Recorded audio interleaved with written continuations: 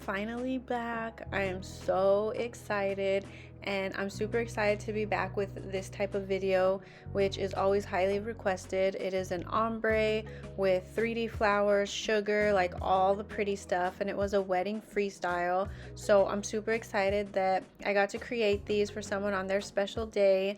But yeah, so let's just get right into it. I'm using the pure white from Beauty. This is probably one of my favorite whites. I mean, I've had a few in the past, but iGel just always continues to impress me, and I have had no issues with any of my iGel gels or anything like that, so I really do love this one.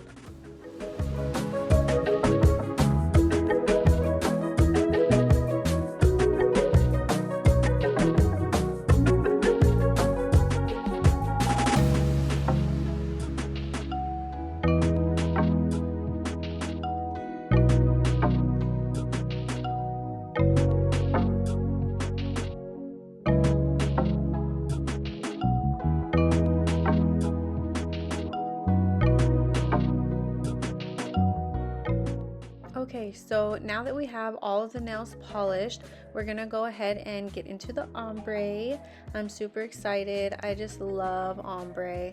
So I'm gonna be mixing two colors, powdered blush and blush pink. These are two of my favorite pinks. The blush pink is actually really transparent, so I mixed in the powdered blush just to make it more opaque, so that way you can't see the pink through, and it has a really seamless blend. But yeah, that's about it. I'm using the Beauty airbrush machine, and I actually purchased the top part that I'm like holding right there off of Amazon, so I'll link that down below. And I just switched them out because I just liked it better. And then I use pure acetone when I mix the polishes to create a really nice mixture.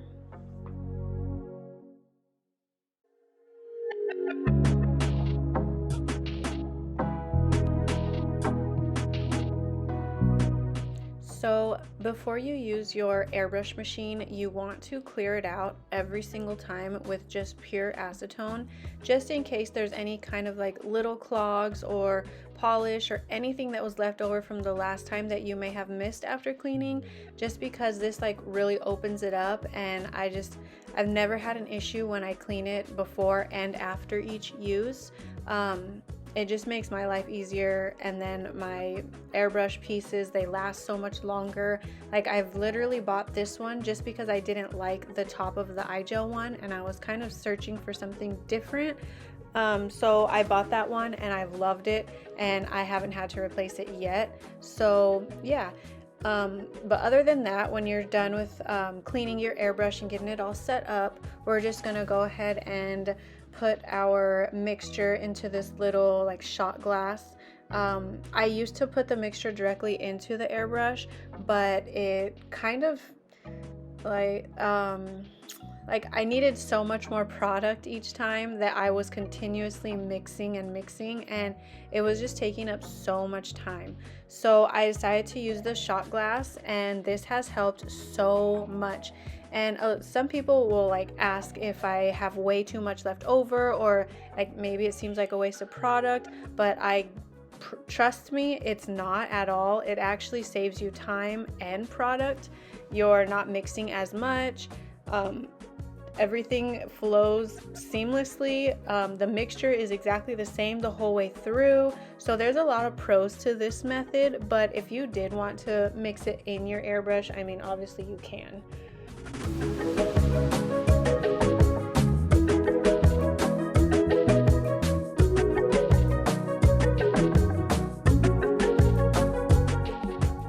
Also, a lot of people always ask what's the ratio. Honestly, I don't have a ratio. I just eyeball it and I mix. From airbrushing so often and for a while now, I kind of know the consistency that I like and I prefer, which is on the more watery side. So if your mixture is ever thick, just water it down more with acetone, and I promise you it'll make a world of difference. Like, I used to have like a thicker mixture every once in a while, and the airbrush just does not spray like nice. It's like splatters, and I've had people ask like, how do you get rid of the splatters and stuff? Your mixture needs to be way more watery, and with a watery mixture you're gonna need to do more layers, which takes more time. But I mean, that's the fun in airbrushing. So I believe I do like 3 or 4 layers with this mixture, but it turns out so pretty. Like, the end result is just perfect.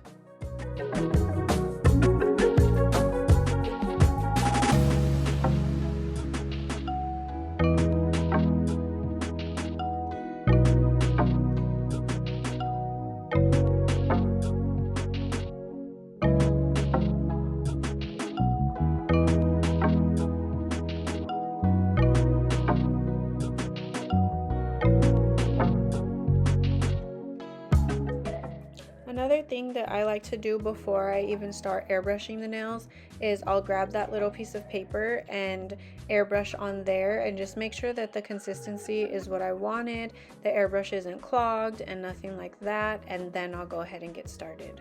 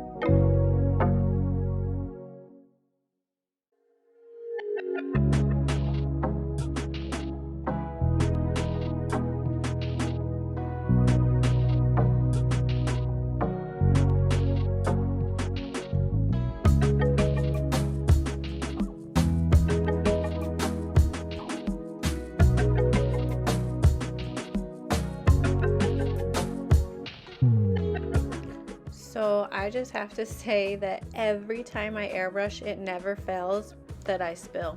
So yeah, I just have to leave that there so you guys can see, like, nothing is ever perfect. I spill all the time. There's been times that I have spilled the entire mixture, and it's not fun. But this is the first layer. As you can see, it's super light, but you can see that blend already looking really flawless. So just continue to watch. I'm gonna speed up most of it and then show you guys like the next layers and stuff like that, just so you're not here for like over an hour watching.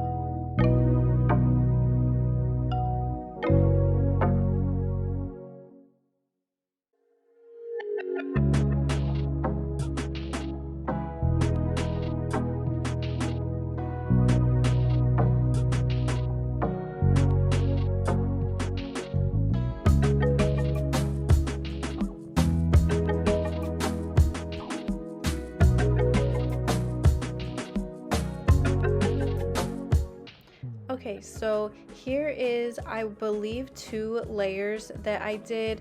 I guess I didn't record all of it. I only recorded the first layer just so you guys can get the gist of it.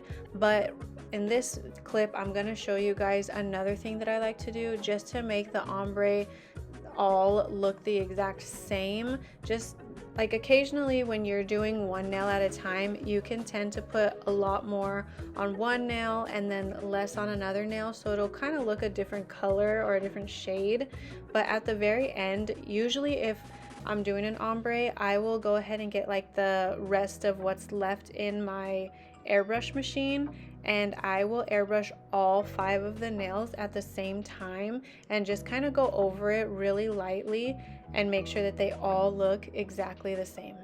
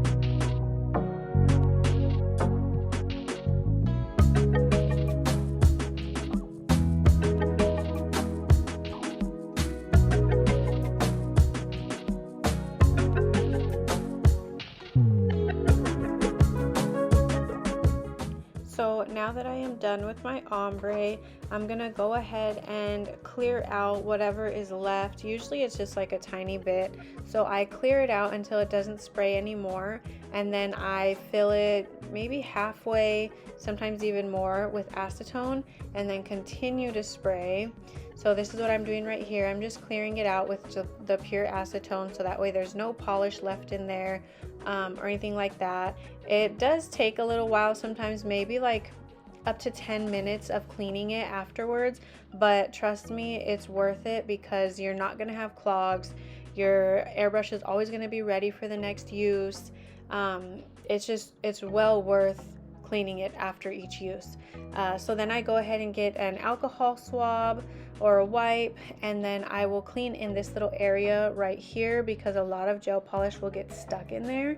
You can also twist it off just like this, and you can twist the top part off too, which I only do every once in a while, not too often, just because it doesn't always need it, but that part needs to be cleaned, and then the little other part that I twisted off needs to be cleaned, because when you get gel polish stuck in there, it's gonna be pretty hard if it gets like, you know, that gross consistency. You're gonna need like acetone and stuff to clean it, and that's not gonna be fun.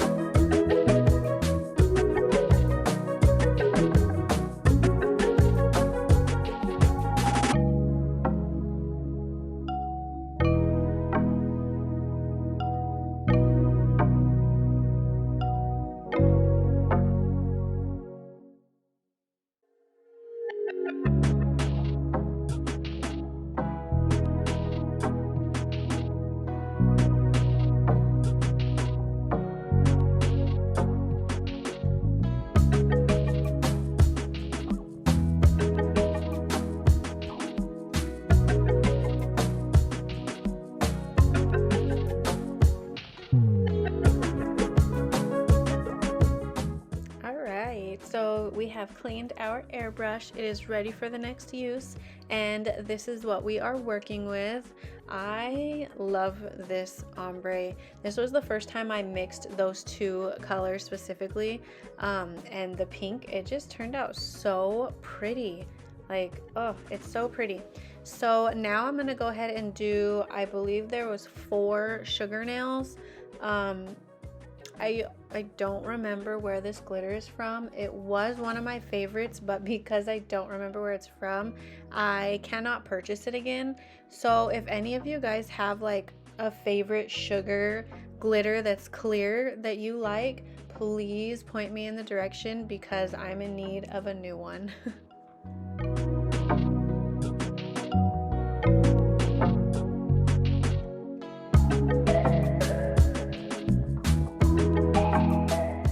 So for sugar nails, I like to use a generous amount of top coat, so that way I make sure that that glitter is going to stay. And then if there's like way too much top coat, obviously you can wipe it off, but I like to use a good amount, and then I will put the glitter on top and then press down just to make sure that everything is locked in, and then cure.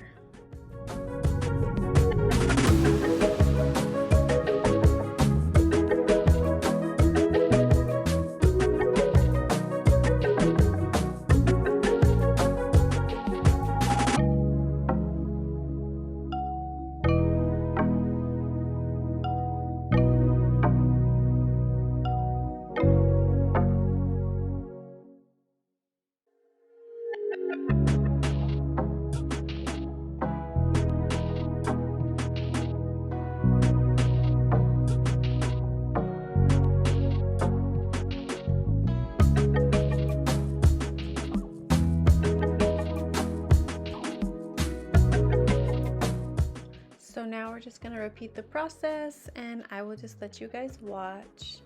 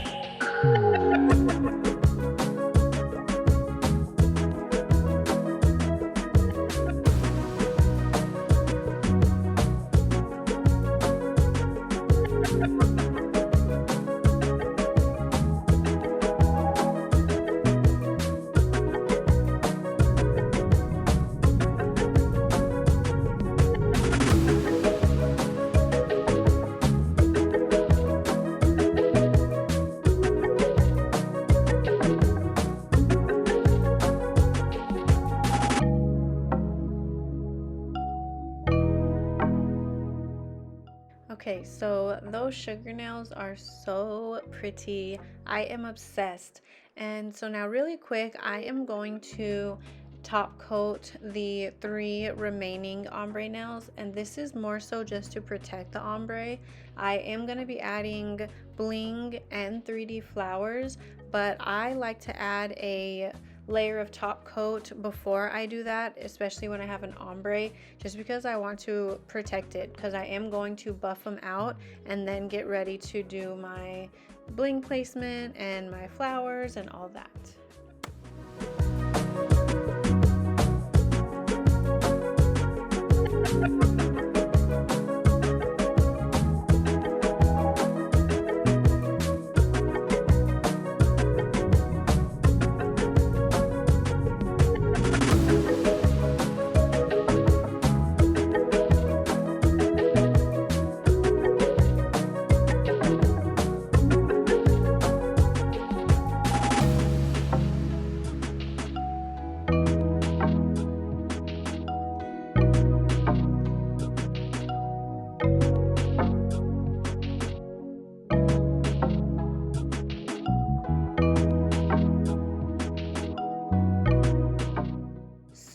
I have wiped the nails with alcohol, I only wiped the nails because it's easier when I'm doing the flowers not to buff them because it doesn't stick as well, but I will be buffing when I do the bling.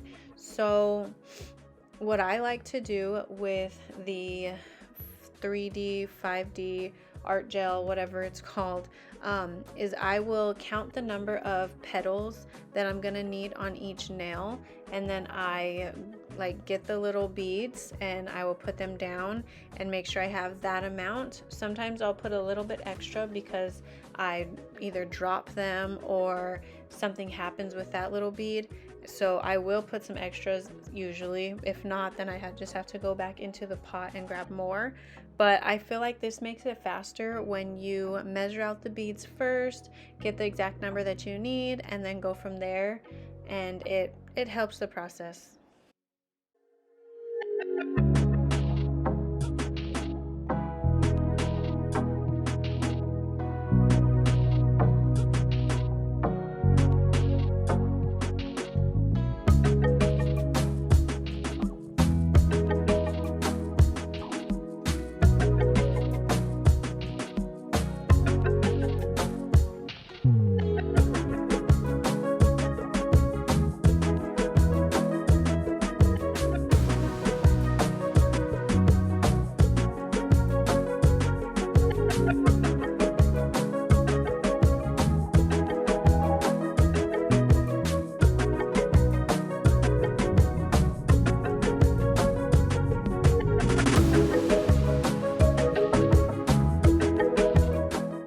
So now that we have all of our beads laid out, I'm gonna clean my silicone tool. I always clean it before use because it can get lint on it, and we definitely don't want lint in the beads. It just doesn't look good. It's really hard to get out too, so you'll have to get like a whole new bead.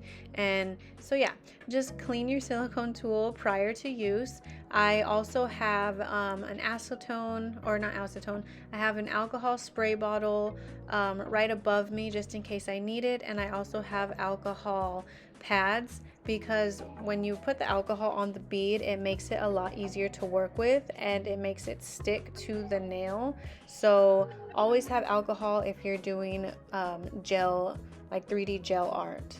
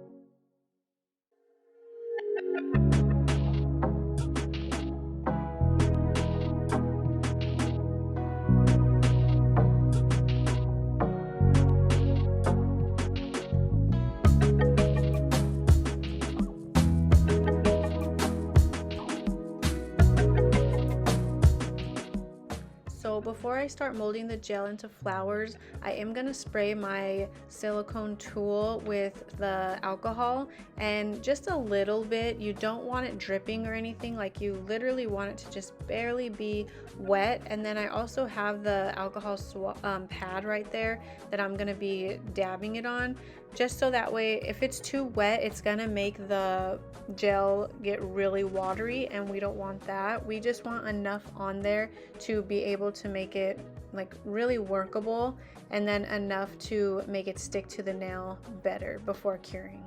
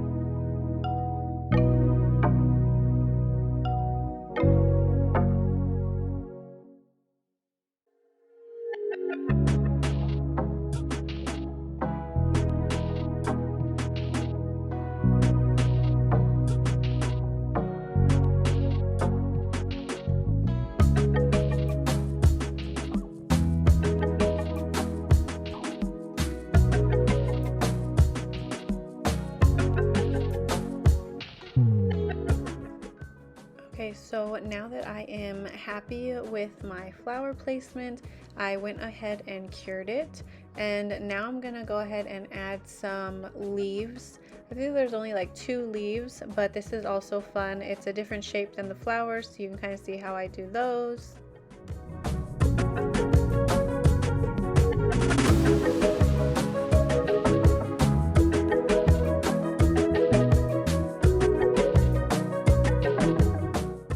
Also, I just wanted to say, when doing this kind of art, you just have to have patience.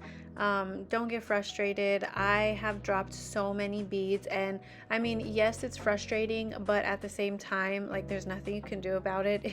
If you drop a bead, you just have to pick it up and keep going. So yeah, just stay positive, stay patient, continue to practice, and practice does make perfect when it comes to a lot of things.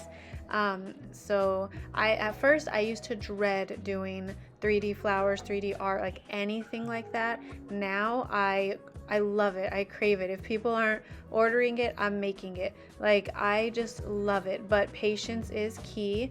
And then alcohol is also key, the alcohol that you spray, so that way you can stick that bead right back on there, restart, and make a really, really pretty flower, leaf, whatever you're making.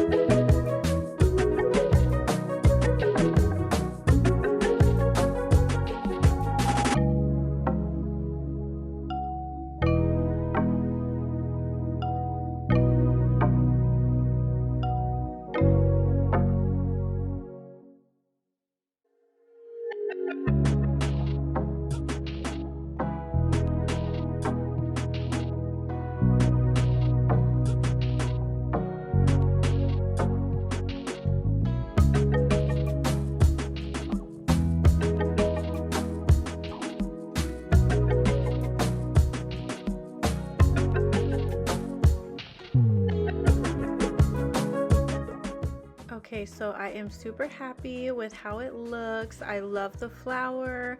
I love the leaves. Like, it looks so cute. So I'm gonna go ahead and cure that, and then we're gonna add some bling.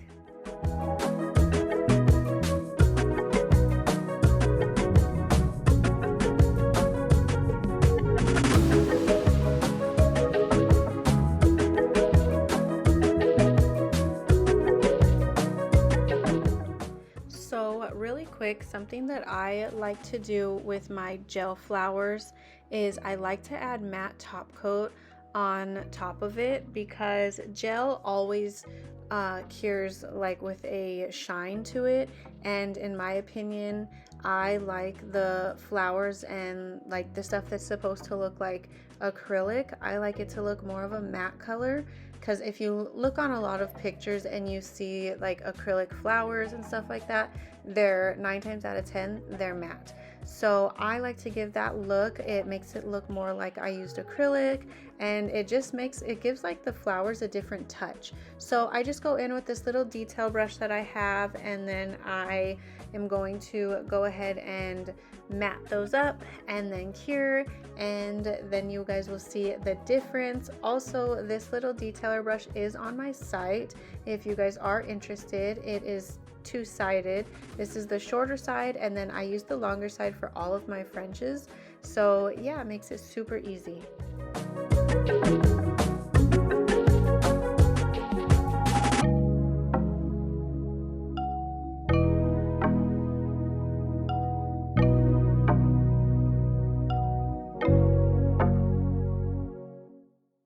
I don't know if you guys can see the difference, but this is it cured with the matte top coat. I don't know, to me it just does something. Try it, see if you like it. If not, then you can always just leave them the same.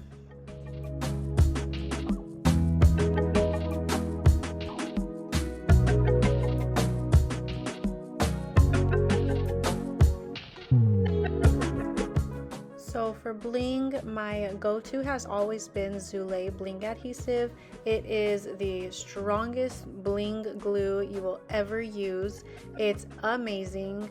I swear by it. I'm almost out of it actually at this point, but I always have more backups, just in case you spill it or something. I would always suggest buying at least 2 bottles at a time. Also, if she's out of stock or whatever, you don't want to run out and she's out of stock. So really quick, I have the tiniest rhinestones that this little box has, and I'm just seeing how they're gonna fit in the nail. And then they were really tiny, so I didn't want them to like not be seen, so I got the next size up, and it actually like fit perfect. It looked so good, so I'm gonna go with that size.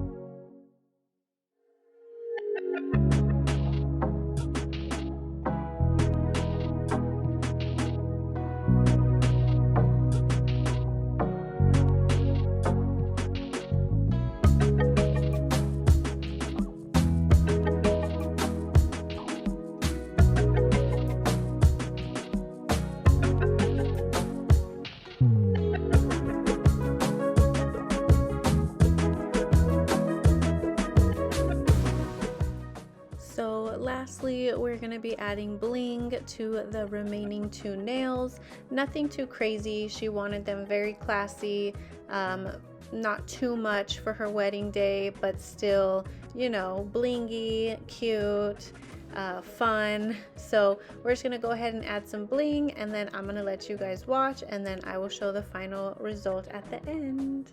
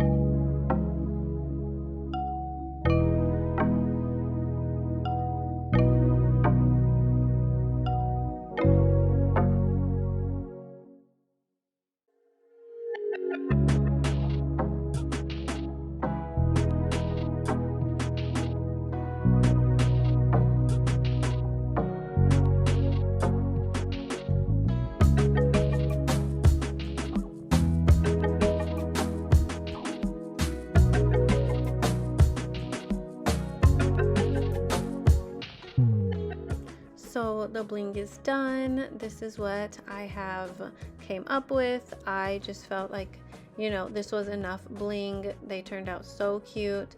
This was the only video I have of them. I'm so sad, but look how pretty and stunning they are. Oh my gosh.